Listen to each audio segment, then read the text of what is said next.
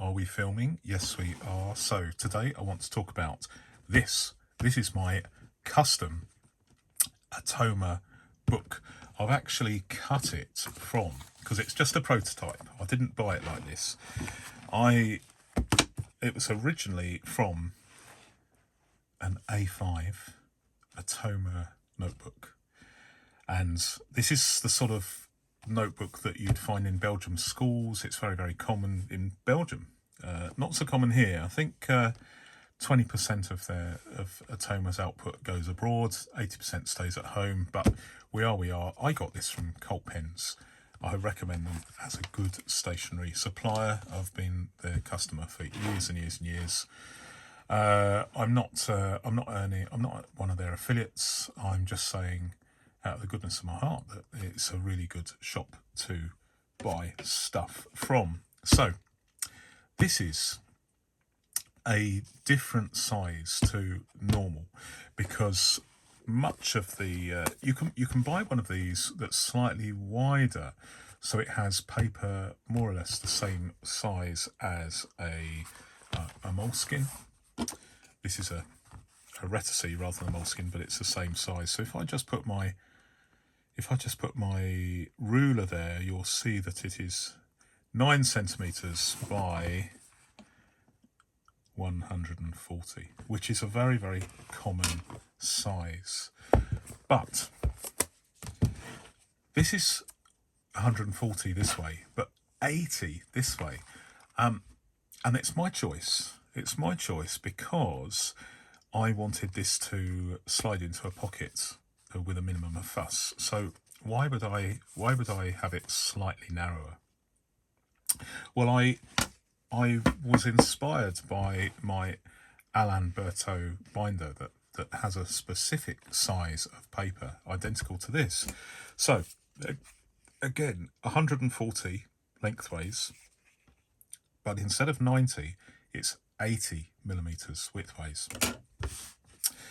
And so I have cut this to match my Alain Berthaud binder so that I can become interchangeable. But what I also like about it is if I'm carrying in my pocket a moleskin or similar, and I have this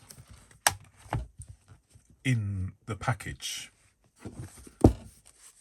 what it allows me to do is slide this into a pocket, and to a certain extent, if you look at that, the rings don't stick out beyond, I've got my pen there, it doesn't stick out too far beyond everything else. So there is less chance of the rings being snagged on the hem of a pocket or a bag, because it's slightly narrower in format than the bigger hardback. So that's my reasoning behind it. So what have we got in here? And I just wanted, I know that everybody has a different diary. I mean, I use lots and lots of different diary systems. I use a lot of filofax personal size diaries. I have my Guildford Mini Extra Slim, which is like a 16-page diary where you can add individual pages to account for more complex tasks or appointments which require more than a line. That works really, really well, but I'm giving this a little bit of a rest, because when I'm out and about, I'm carrying this. Last few trips I've used this and I really like it, and I want to share it with you, because when I talk about these diaries, sometimes people ask me for a more detailed explanation. I'm about to do a detailed explanation of this, which I haven't done, but I'm going to be doing that possibly as early as half an hour's time, maybe. But I want to talk about this. So what I've done is I've cut this out, and you can actually buy this size of paper, because here we are. I got this from Colt Pens. It's Atoma paper, pre-punched, with this slightly unusual size, i.e. 140 by 80 rather than 140 by 90. But it's available. But to be honest, because I have an Atoma punch, or rather a generic punch that punches the equivalent of ARC holes, which are slightly different to the original sort of 70-year-old Atoma ones. Luckily, the design is almost interchangeable to the extent that I don't worry about it. There is a slight difference in shape, but not a problem. I could buy an Atoma punch, or I could fit ARC rings and fit Atoma paper, or in this case, these are Atoma rings, and I could easily fit ARC punched paper. So there's an element of interchangeability.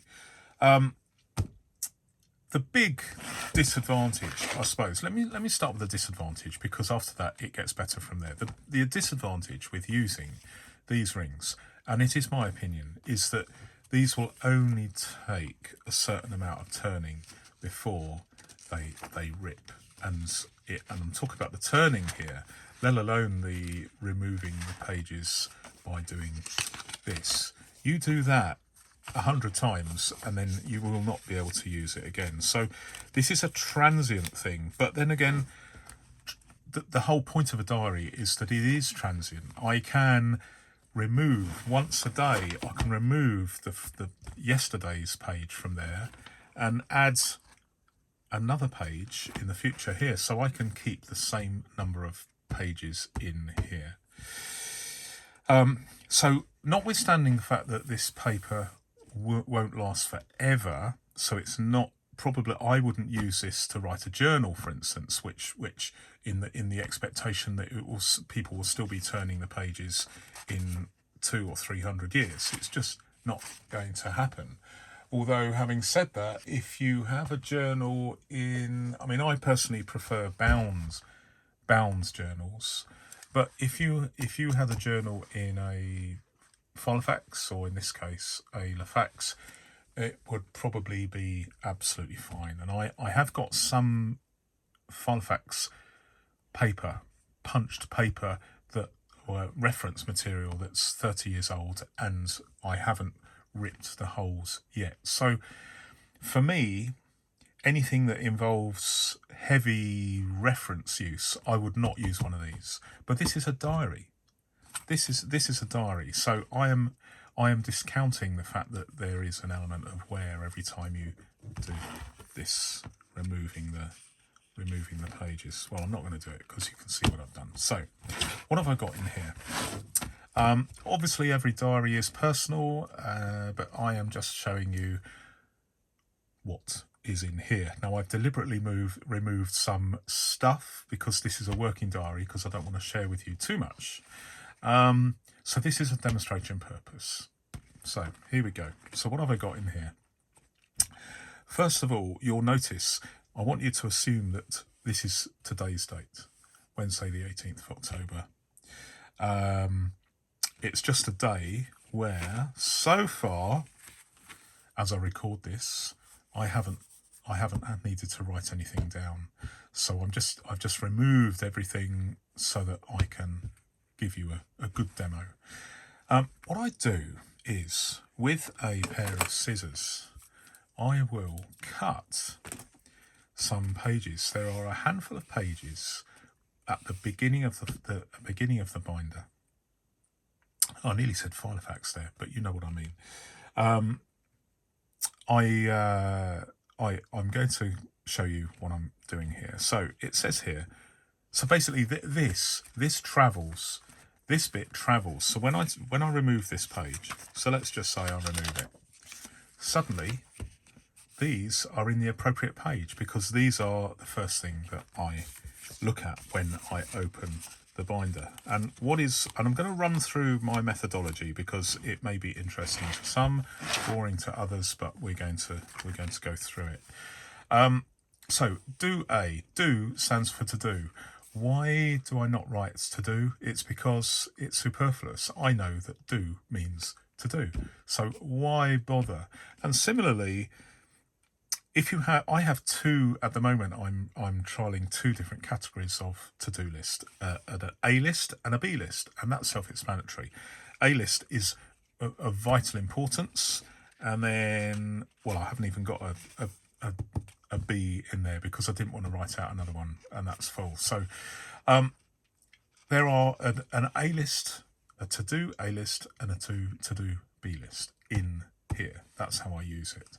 And what I do is and I've been doing this ever since I was a child in a notebook. I will draw a circle, could be a square or a triangle, but typically I draw a circle, and then I write whatever I have to do. But let's just say it's task 1. Okay. And then once I add to my to-do list all the time. And then once I have completed the task, then, I mean, it's all very, very therapeutic to do that. And then you know that task, it's very, very visible with a minimum of fuss. I actually like to do that rather than a tick, because with a tick, I have to turn the page to the right for my handwriting and then do that. So there's more hand movements. With just filling in the blank, I can do it in that position or that position or that position. It doesn't really matter. I don't have to orientate the piece of paper in order to perform this classic tick. I mean, to be honest, being a left-hander, it's a lot easier for me to do that, but I still have to orientate the page to get to do the tick. So for me, instead of a tick, I just fill in the circle, and that makes it, actually, for me, in my way of thinking, that's more visible than a tick, and also you can see them all in a line, so your eyesight is drawn to one specific common column, which is ideal if you're using a 5mm grid square, which is one of my favourites.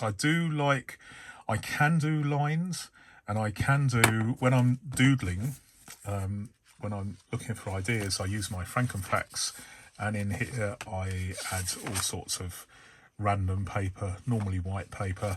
You'll see this is actually the back of an envelope, which I've cut and saved and then thrown the envelope away, simply because I'm a bit pedantic with, I use a lot of paper, and so for my sins, and so I try and maximise the use of paper as much as possible, so that, basically using both sides as and when I can. So I have a to-do list, and you can always see you've got a bunch of cards, if you like, that you have to refer to on this day, but you know the date because this is cut a centimetre lower. Let's have a look. What else have we got? Okay, so we got some routines, and here there's not a circle because I'm not ticking these off, because this routine page travels through the diary day after day after day, and it will basically only be rewritten finally when the paper is so badly worn that it's not secure in the rings. But I only might have to do that, maybe 2 or 3 times a year if I'm taking this out. I mean, I'm not really even having to take it out, to be honest, that much, because in order to move this from Wednesday to Thursday, I have to just remove that, and then suddenly it's Thursday and it's in the right place without even having to lift this at all. Let me put the Wednesday back. Okay, so we've got a routine. Now, why would I have this written down? Because I know that I've got to check my emails. I know that I've got to look at my comments on my social media and check my messages, calls, posts, these sort of things. I know that, but there is, in my opinion, a very satisfying and compelling methodology in looking at these things and not ticking them off, but looking them at as a constant reminder. And these are just the ones that I can share you. This is like a mock-up, but my routine actually extends to 2 of these sheets. So it will go all the way down here, all the way down here, and then I've got another extra routine page that goes up to about there. So there's a lot of things I do during each day. And so with the best will in the world, I'm in my 60s now.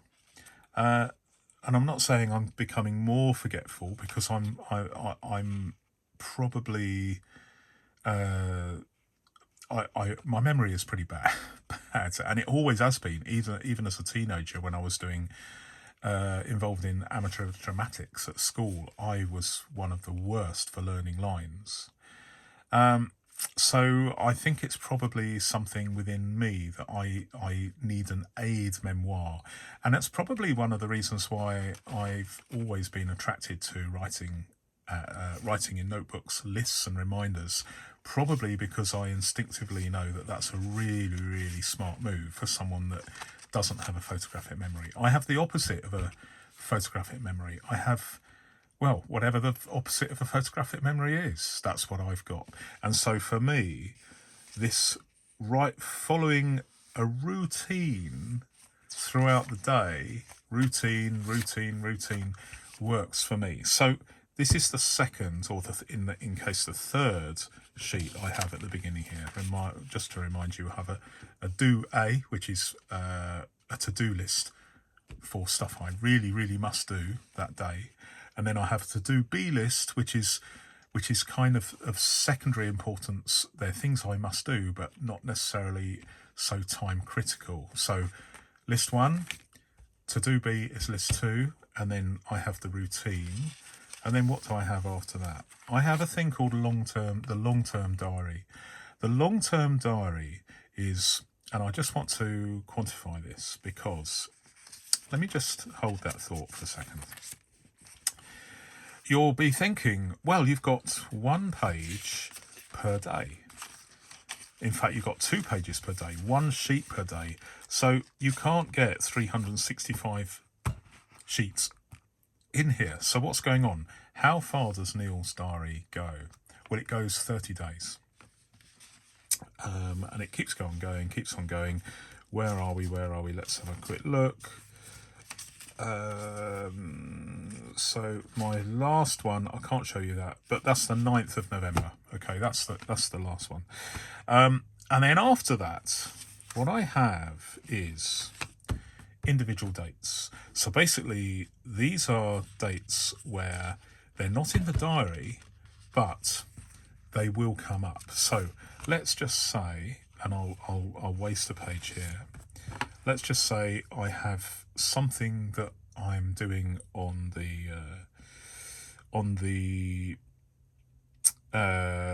let's say 20.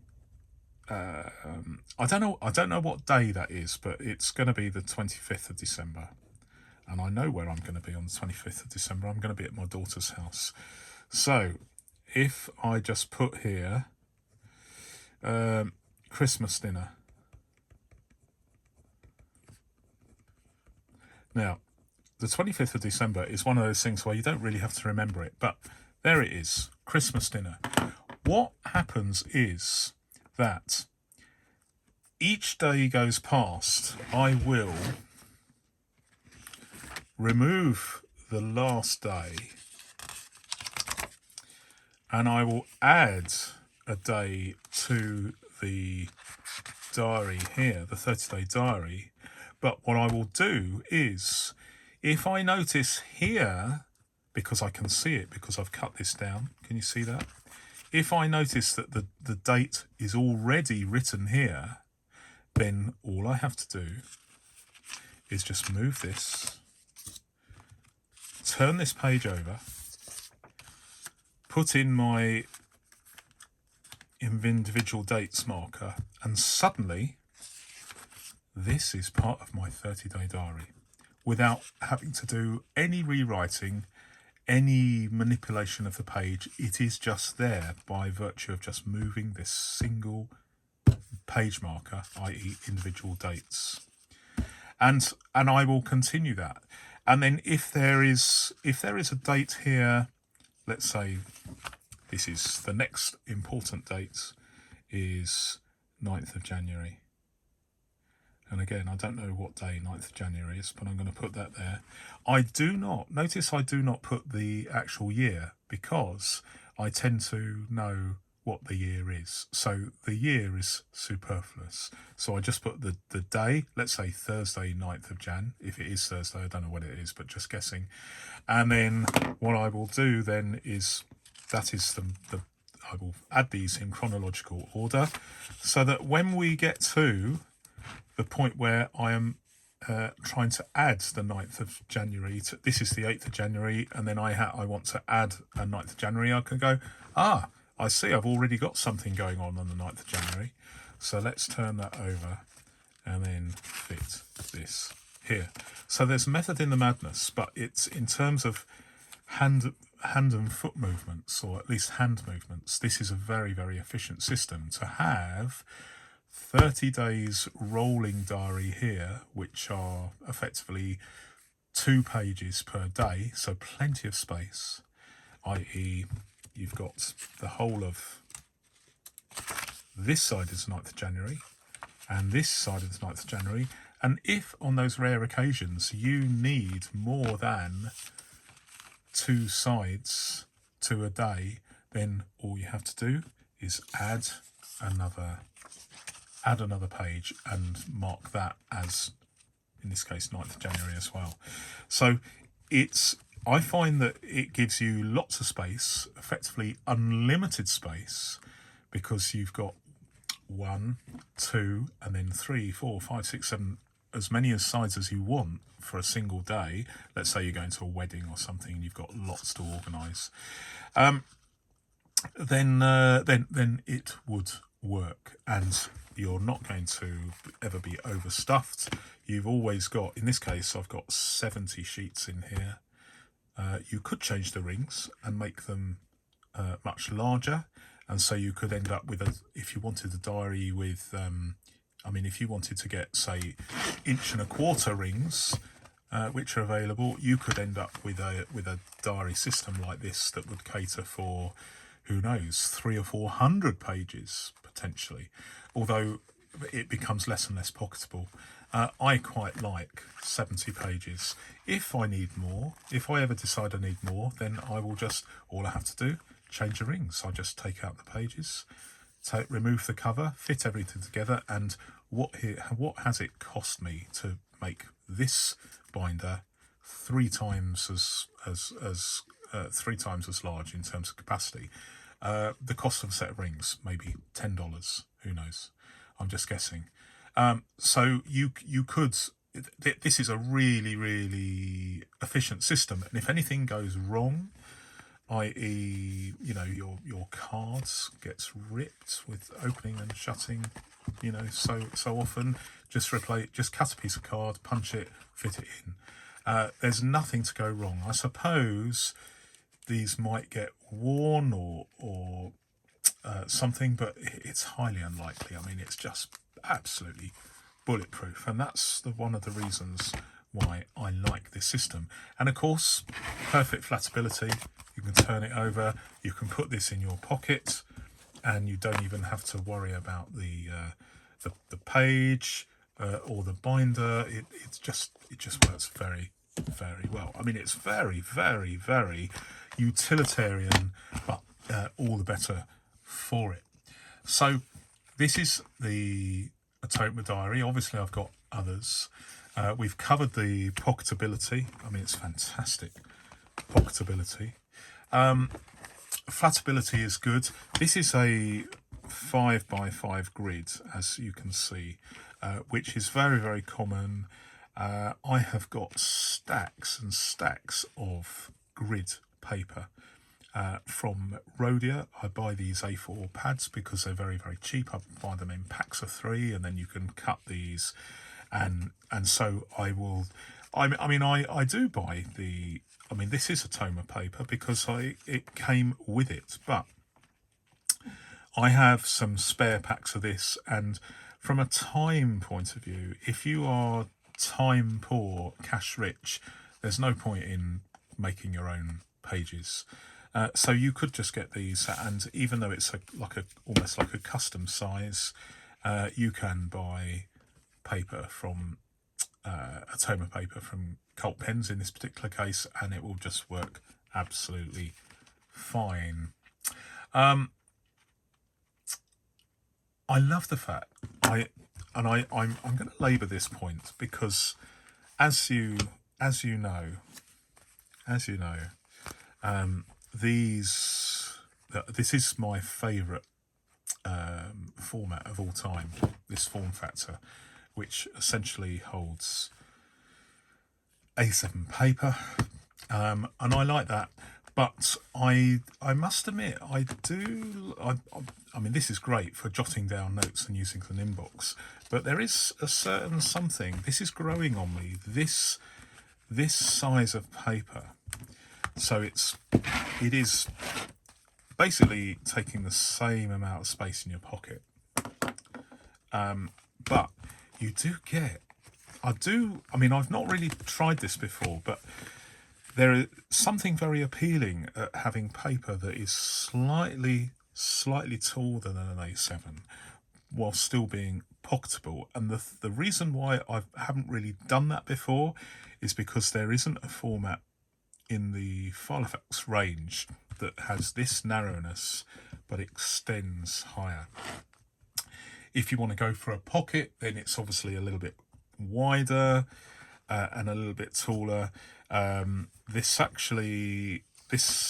if you use A6 in a pocket, the measurement, this is the same as a this is A6 format lengthways, 140 millimeters, but narrower than A6 this way. But I like this because it's bigger than this, but it can still fit into a pocket. And even though there's extra height, which means there's greater susceptibility to being bent in the pocket, the fact that this is absolutely indestructible means that it's not a problem. You can get this in a jeans pocket, no problem, and it's generally, unless you've got ridiculously small pockets, this will comfortably fit in a jeans pocket. It has that bendiness that way, and it has that bendiness that way. So it is actually very, very good indeed. It is indestructible and rebuildable. So what do I do with projects? Because I am working on things, as say, for instance, I'm on a train. Do I use a separate binder? Yes, I do. This is my Frankenfax, and in here I generally have lots of white paper, and you can see that there is a huge difference between a page of this and a page of this. So I do some doodling, and that's basically where I do my projects. But having said that, this is an example of today's project. So here I am. This has come out of here, and this is today's project, if you like. So I just put this in, and I just title it "Vid" for video. So it is possible to have several pages at the beginning of the binder so that you can look at your routine, your to-do list, and what you're going to do for a shop. If you have something you'd like to buy, I tend to not go out and buy one thing. I will just add things and add things and add things. And then when I've got a certain number of things, then I will, using economies of scale, I will just go and do a shop for those things. But I asked you to hold your thought about this. Long-term diary. I find that it is faster if there is something. If, for instance, just going back to the Christmas lunch at one of my daughter's houses, I will just put down Christmas lunch so and so 25th December, and I will write this down. So basically anything that I need to add to my long-term diary, I add in here. And then later on, I can extrapolate that by adding something in a page at the back. But it also aids me because like many people, I use Google, or in my case, Apple Calendar. And so crucial appointments, I will actually put not only in here, but I also put in here. There's a lot from day to day that doesn't go in here, but it is important, as far as I'm concerned, to have your appointments in the cloud. And the other thing I do is, before I go out, I will take, if I have some, say, to-do lists, what I will do is I will take a picture of it, and then take another picture and another. Just go click, click, click, click, click, and I can essentially take 30 pictures or 40 pictures, dip, dip, dip, like that. And basically what that allows me to do is I have got a digital record of everything that is in here, just in case I lose this if I'm out and about or I'm robbed or something. So the pictures I take automatically get uploaded to the cloud, and so it is like a little bit of extra security, extra peace of mind. Have we covered everything? No, I don't think so. Let's have a look. So months of days with appointments, yes. Okay, we've covered the fact that I have a 1 page in, 1 page out policy. So it allows me to keep the same format, i.e. 70 pages in here. So it's not too bulky. Everything, as you can see, they turn lovely. They turn really, really nicely. Also, I'm with Apple Calendar. Oh, one thing is, I have experimented with cheap photocopier paper, and it doesn't work. It just doesn't work. I don't know, but I think this is 60 GSM.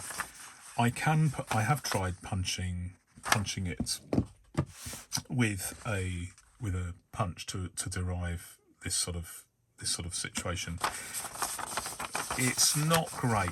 I mean, it will work at a pinch, but it's not great. And so, excuse me. And so I'm using 80 or 90 GSM paper, gridded paper, to do this.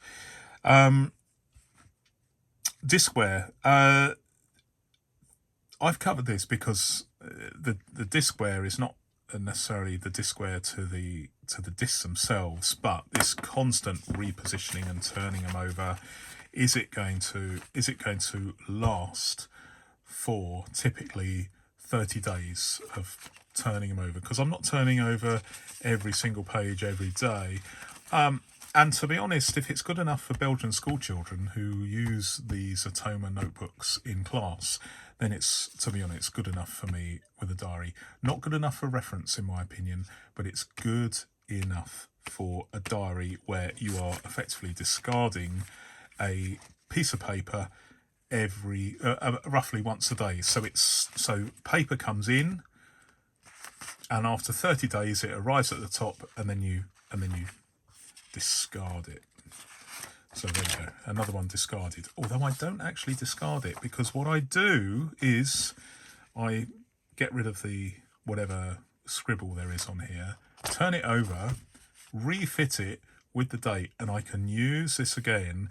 And if I do use more than a single side in a day and then turn it over, any scribble will be here because it was at the top, but I turned it over so that I can still write all the way down to where I've drawn a line with all the scribble. So I effectively use every single part of the page, at least in the diary. And then if there's any paper left over, I can literally just cut it out and clamp it. Or I do have an actual two disc binder which will cater for using up small bits of paper. So that works very, very well in terms of using a minimum amount of paper for the maximum amount of writing. Diskware, yes, it's acceptable. Okay, long-term memos in Moleskine or filofax. So basically what I mean by that is I don't use this as long-term memos. I will have things in here, and the rule is any notes that I write that I would like to keep and maybe refer to in 10 years' time, or my descendants in 200 years' time, they go in something like this. Really, really random, interesting stuff. But I can refer to it as anything that I want to keep permanently. So for instance, in here last night, there was a technique for editing, and I really wanted to make a note of that. And so in here, there's a section for notes on video editing, for instance. So I can refer to it very, very easily. It doesn't go in here because this is very transient and disposable. Security. Now this is a really, really good point. So if you have this and you're carrying a binder, a leather binder, there is some intrinsic value here, and thieves are pretty switched on with this sort of thing. They know that they can rip everything out and sell the binder. They're not daft, and we shouldn't be daft enough to not realise that they're not daft, frankly. But what about this? The perception might be that there are some hidden passwords in here for online banking or something, potentially, although they're certainly not with me. But notwithstanding that, there is no intrinsic value to this notebook. So you're safer on the streets if you open this. And the other thing from a security point of view is this. So let's say you are holding this. You're holding this in your hand and you are writing. So where is the purchase?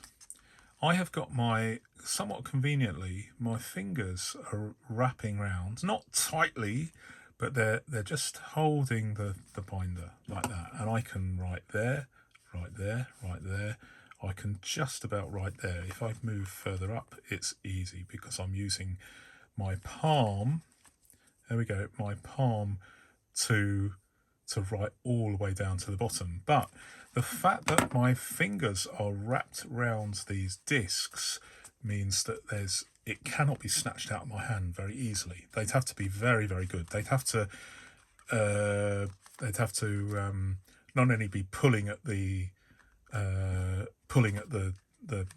binder, but also with the other hand stick a knife in me as well, and then I'd probably release it. But that sounds a bit pedantic, but if it's so easy to increase your security simply through a choice of binder or the way you're holding it, then where's the harm in that? You're just adding layers of security, making yourself less of a target. You can't avoid this, but the whole point, the way you dress, your demeanor, what you're carrying, what you're doing, where you're standing, how you look, how you speak, makes a difference to whether or not you are perceived as a target in the street. And I think this is probably gives you a little bit more safety than having a binder that may look like a wallet, for instance. This does not look like a wallet. This could look like a wallet, and if someone's desperate for their next fix, they're probably not going to be looking, and they're going to nick it and have a look at it later. They're not going to be making that decision, that acquisition decision in the moments before you are on their radar. They're just going to nick it anyway, and then if it's not what they want, they'll chuck it away. So they're probably going to not think twice when looking at this. and they'll just dismiss you and go for someone else. So the security is very, very important here. And I have finally covered the fact that if you take pictures, click, click, click, turn it over, click, turn it over, click, it's going to take you 60 seconds at most to take pictures of everything you need to do. And so, in fact, you can do that with a phone in the house if you want, if you don't want to have it in the cloud. But I take the risk and have it in the cloud. One thing I do though is I don't know which iOS changed it, but basically certainly the latest Apple operating systems, if you take some pictures and then immediately delete them, they're still in here in the deleted list, but the deleted list requires the input of either face recognition, which is dangerous to have in the street, to be honest, face recognition, or fingerprint. Again, not a good idea. Much better to put your number in. The jury's out on that. Who knows? It depends whether or not they're going to be able to get you to put your fingerprint on there. If they are going to do that, I would say as an emergency measure, just put this finger, your smallest finger, as the one that records the fingerprint, not your thumb, because they're going to get you to put your thumb on there. They're not going to put you could say to them, well, it doesn't work, and they could make you press your thumb and it's not going to work. So perhaps it's a good idea to have this finger to do that. But anyway, I've said as much as I want to say. I am going to be trialling this over the next few weeks to see whether or not I like it.